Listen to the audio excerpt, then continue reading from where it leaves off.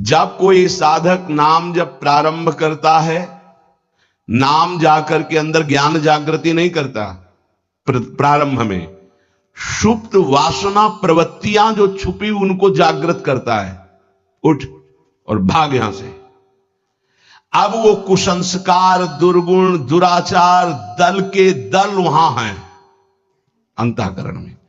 जैसे जैसे साधक नाम जब बढ़ाता है वैसे वो अपने बल के साथ प्रकट होते हैं। परमार्थ का साधक यदि सत्संगी नहीं हुआ तो वो समझता है कि ये तो बहुत बड़ा विघ्न सामने उपस्थित हो गया, हृदय जल रहा है और पाप वासनाएं इतनी बढ़ती जा रही। साधक में प्रारंभ में इनका परिचय ना होने के कारण वो पराजित होने लगता है कि अब तो बहुत गंदी बातें आ रही हैं, भजन रोक दो। अतएव साधक घबराए नहीं, इन विकारों के अधीन न हो, नाम जप रूपी परम साधन छोड़े नहीं।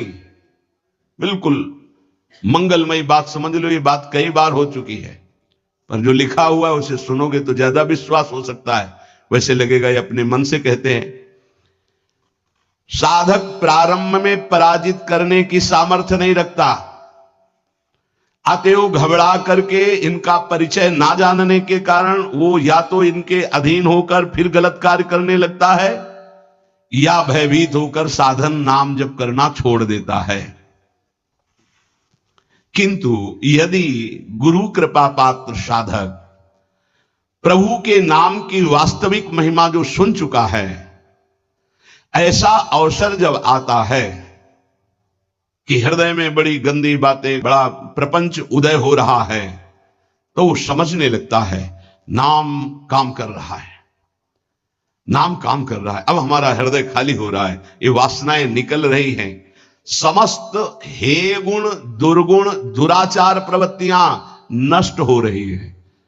बार बार वही हमने अनंत जन्मों में किया, इसलिए बार बार वही आ रहा है, आ नहीं रहा, वो जा रहा है, हर वृत्ति जा रही है। अतएव और नाम उच्चारण बढ़ाए और सत्संग सुने, जिससे हिम्मत बनती जाएगी, घबराओगे नहीं। बड़ा भारी युद्ध है, एक दिन में सब डिलीट नहीं हो जाएंगे, धीरे धीरे सहत सहत बाढ़े भगति ग्रह तन गुरु हितगार। जिन गुणों से भगवान रीझते हैं, ध्यान देना, एक विकार गया, एक गुण आ गया, वो विकार की वृत्ति गई, दूसरा गुण आ गया, खाली नहीं रखता। ये बड़े काम की बात है। जैसे जैसे नाम जब चलेगा, दुर्गुण, दुराचार, दुर्विचार, पाप प्रवृत्ति खाली हुई, उतने में सद्गुण सदाचार आके बैठ गया कि अब दोबारा उसको जगह नहीं मिलेगी।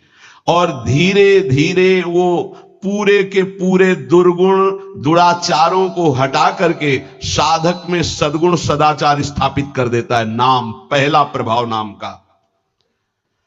साधक को ये बात ध्यान रखनी है कि ये दो वृत्तियां आपके अंदर प्रारंभ में होंगी, दोषापनयन और गुणाधान। दोषापनयन, जो दोष वृत्तियां हैं उनको निकलना और उनकी जगह में सद्गुण सदाचार स्थापित करना, ये नाम करेगा। तुम्हें चुप रहना है, राधा राधा राधा राधा राधा राधा। विचलित नहीं होना कि मन बहुत हमारा परेशान करता है, बहुत विकार आ रहे हैं, अब कैसे रहूं। आपने उनकी सत्ता दे दी, अब वो नहीं निकलेंगे। खुशी मनाओ, गंदी बातें निकल रही हैं। पर साधक कैसे खुशी मनावे? वो तो मन में तदात्म है, तो मन में जलन हो रही है और वो निकल रहे हैं, तो वो समझ रहा है आ रहे हैं, और फिर वो उनसे या तो द्वेष कर बैठता है या तो राग। द्वेष कर बैठा, क्यों आ रहे हैं, क्यों ऐसा ऐसा, उनकी सत्ता दृढ़ हो रही। और या फिर उसी आचरणों में लग जाता है, तो रागात्मक या द्वेषात्मक वृत्ति से वो टिक जाते हैं, खाली नहीं हो पाते, इसीलिए लंबा समय निकल जाता है, कोई लाभ उसको समझ में नहीं आता। दोषापनयन और गुणाधान, साधक में ये दो वृत्तियां नाम पैदा करता है। पहला, अंतःकरण के सारे दोषों को भगाना। दूसरा, अंतःकरण में दैवी संपदा के सद्गुण स्थापित करना। तुम्हें नहीं करना, वो नाम कर रहा है, बस तुम चुप रहो। पर यहां चुप रहा नहीं जाता, विचलित हो जाते हैं। जहां असत प्रेरणा हुई तो या तो ऐसी क्रिया कर दी या वो ऐसे दुखी हो गए, हमारे मन में तो ऐसा आता है वैसा। चुप रहो, ऑपरेशन शुरू है तो मवाद निकलेगा, गंदगी निकलेगी। और जो गंदगी निकलेगी तो फिर अच्छे से वो घाव भर जाएगा। जितना दोष निकल रहा है उतना ही सद्गुण आ रहा है। कितना सुंदर बात है। अगर ये न समझ पाए तो परेशानी पड़ जाएगी। बिल्कुल निश्चिंत रहे। तुम्हारे अंदर काम, क्रोध, लोभ जो भी दोष दिखाई दे रहे हैं, आ नहीं रहे, जा रहे हैं, जा रहे हैं। और वो जगह खाली नहीं हो रही, वहां दैवी संपदा भर रही, जिससे भगवान प्रसन्न होते हैं। यदि हम नामोच्चारण के साथ साथ नाम का ध्यान शुरू कर दें तो और जल्दी दिव्य सद्गुण आ जाएंगे। ध्यान दीजिए, यदि हम नाम जपने के साथ साथ नाम का ध्यान शुरू कर दें, ना कभी नाम का ध्यान करें, कभी रूप का ध्यान करें। रूप मानो जैसे बिहारी जी, राधा वल्लभ लाल जी, ये साक्षात विराजमान प्रभु है। इनकी रूप माधुरी देखो, चरणों से शिक तक, शिक से चरणों तक, बार बार ऐसे देखो। अगर वहां नहीं लगता तो बार बार नाम लिखो। अगर ऐसा चिंतन करने लगोगे तो इससे तुम्हारी जलन कम हो जाएगी कि जो तुम्हारा पूरा चिंतन कि हमारे मन में क्या आ रहा है, क्या आ रहा है, उधर से हटो और वो निकलना शुरू हो जाएंगे। अंतःकरण में भागवतिक सद्गुणों की प्रतिष्ठा होने में देर नहीं लगेगी। किसको? जो नाम जपने के साथ नाम का ध्यान करता है या नाम जपने के साथ रूप का ध्यान करता है। हरिवंश महाप्रभु ने दोनों बातें कही। राधा वल्लभ लाल को हृदय ध्यान और मुख नाम, बहुत जोर का है ये बात। दुर्गुणों, दुराचारों की जो प्रवृत्तियां हैं, बहुत सुंदर सुगम उपाय है उनके निकालने का नाम जप। नाम जप से ही निकलते हैं। सद्गुण, सदाचार ये खाली हृदय में आकर बैठने लगते हैं। बहुत बढ़िया प्रक्रिया है, बस समझ लो, कोई प्रश्न नहीं रह जाएगा। एक उपासक ने लिखा कि आपने जब से कहा नाम शुरू किया तब से भारी परेशानी हमारे हृदय में है। अब उपास नहीं है तो उसको कैसे बता सकते हैं। अब हमें कोई सहारा नहीं नजर आ रहा है, बहुत जल रहा हूं। बढ़िया है, बहुत बढ़िया काम हो रहा है, मटकी पक रही है, दुर्गुण दुराचार सब भाग रहे हैं, हृदय परिपक्व हो रहा है, इसमें प्रेम रस आने की क्षमता आ रही है। पर सही इसीलिए कहा जाता है चाहे शिव बिरंच सम होई गुरु बिनु भवनि। अब नजदीक हो और उसको ये सत्संग सुने और दृष्टि पड़े, सानिध्य तो समझ में आवे। बिना, इसीलिए कहा भजन न होई संग बिनु। अब उसको कैसे कोई समझावे।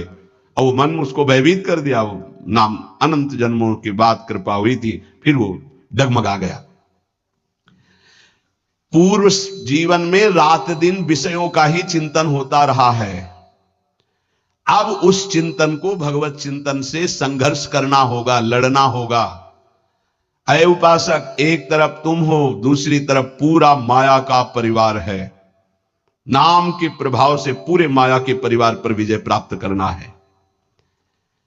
जैसे जैसे तुम्हारा भगवत चिंतन अधिक बढ़ेगा तो काम, क्रोध, लोभ, मोह, मद, मत्सर ये पूरा का पूरा अपना प्रभाव दिखा के नष्ट हो जाएंगे।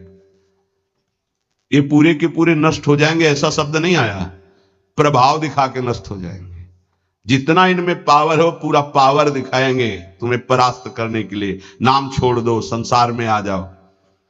और जो साधक जमा रहता है राधा राधा राधा, अब उनके अनर्थ और दुष्परिणाम और अनिष्ट चिंतन ये सब कुछ छूट गया। नाम से पूर्व पाप भस्म हुए। वर्तमान का जो अनर्थ है, दुष्परिणाम है, अनिष्टकारी चिंतन है, वो छूट गया। अब उसके हृदय में आनंद का प्रादुर्भाव हुआ। अब उसके हृदय में भगवत स्वरूप, पवित्रता, शांति, संतोष, निर्भयता, निश्चिंतता, समस्त दैवी संपदा प्रकाशित हो गई। अब तो एक एक नाम के साथ उसको स्वाद मिलने लगा और दिव्य स्वरूप भगवान का उसके हृदय में झलकने लगा। अब भगवान के रूप की प्रतिष्ठा उसके मानस नेत्रों में हो गई। पूरा का पूरा प्रकरण ध्यान से बार बार सुनना। अब उसके हृदय में जो आनंद आया, उस आनंद में उसे आत्मस्वरूप का बोध हो जाता है। मना प्रसादे परमात्म दृष्टि, मन अद्भुत आनंदित, तो भगवत दृष्टि जागृत हो गई। ये दो अधकचरी दशा के नाम जापक होते हैं, इनकी बड़ी दुर्दशा होती है। मुख से तो नाम उच्चारण करते हैं और शरीर के आचरण करते हैं वही जो मन बुद्धि कहते हैं। तो उनका वास्तविक नाम जप नहीं हो पाता, क्योंकि थोड़ी देर मुख से नाम उच्चारण कर लिया, फिर असत आचरण किए, असत चिंतन किए, तो ये जो अधकचरापन है ये बहुत कष्ट देने वाला है। निकलो इस अधकचरेपन से। सच्चा नाम स्मरण जो पीछे वर्णन किया गया, आपको परास्त नहीं होना, बराबर नाम। इसके साथ जब नाम का चिंतन, रूप का चिंतन, तब समझो कि आप अधकचरी अवस्था से बाहर आ गए। अभी तो बहुत गंदी बातें चिंतन में आती हैं, अभी तो लड़ना पड़ेगा, इतना तो लड़ने के लिए तैयार रहो। अगर ये कह दो ये सब हमसे नहीं होगा, तो एक उपाय है, किसी महाभागवत को पूरा जीवन समर्पित कर दीजिए, खत्म खेल आपका। ये भी देख लीजिए करके, पूरा जीवन अक्षरशः समर्पित। जब आप भगवत अनुराग के मार्ग में चल पड़े तो अक्षरशः आप वैसे ही करो जैसा आदेश होता है, तो आप वास्तविक सिद्ध हो जाओगे। बड़ी कृपा है। बहुत से ऐसे 50 साधक हैं जो बिल्कुल अक्षर पर प्राण देने के लिए तैयार है, आज्ञा पर वचन आधीनता, बहुत ऐसे। अगर बिजली चली जाए तो वहीं ठप हो जाती हो, जो लिफ्ट है, पावर खत्म तो वहीं खड़ी हो जाती है।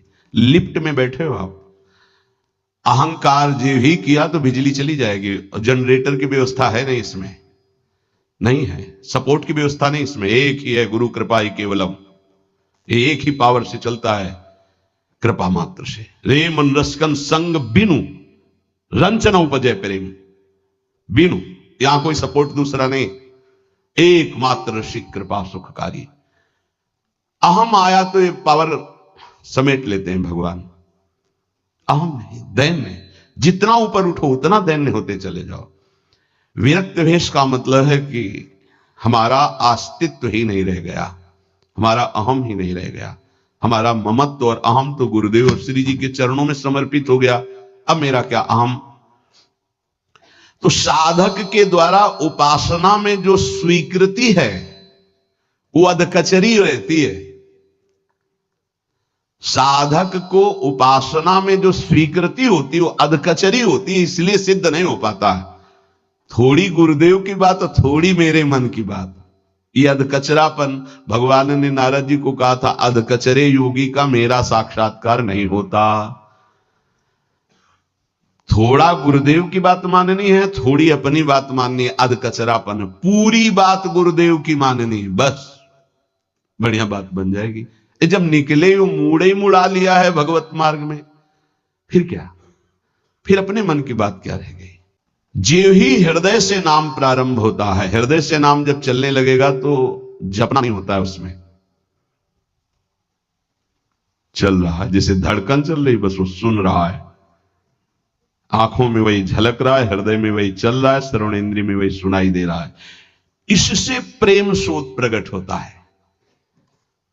जिह्वा से जपते जपते, कंठ से जपते जपते, जब हृदय में आया तो सब विकार नष्ट। देवी संपदा तो पहले ही आ गई, नाम नामी और नाम धारक तीनों अभेद हो गए। अब जब हृदय से नाम चल रहा है तो प्रेम स्फुरित हुआ, बस सब सामर्थ्य जागृत हो गई।